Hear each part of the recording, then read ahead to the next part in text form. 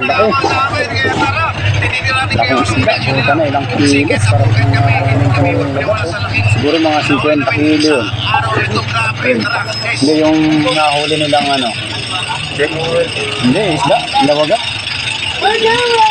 Ugat TV. Hindi sila sa ano eh. Hindi, lapo-lapo. Napakalaki. Islang ba ito? Hindi, lapo-lapo na malaki. Halos sa mas malaki pa nga sa ano eh. Maya-maya eh, no? Isang bato yung puta. Ano lang ito eh?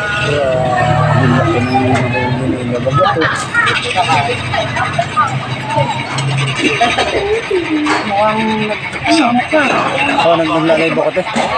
Oh, nag-ano ko? Hindi. Hindi ako nag-starter.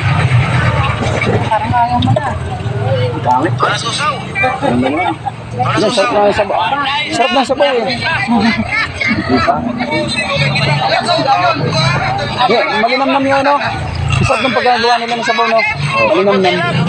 Ganun talaga kasi baka talaga nilalagyan yan. Oo. Oh.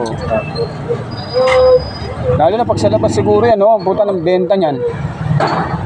Makaibal ka nito. Oo. Yun lang. Ito nga, nag-uwi ako. Sarap eh.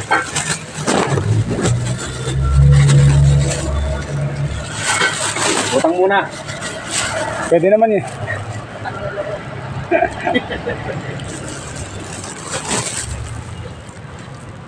Salamat. Butang muna. Ay. Walang kayo. Tawa ka rin sa sarili mo ah. Kanina ititapos ito. Saan ba? 55, saka 50. Tama guys. Ayan o.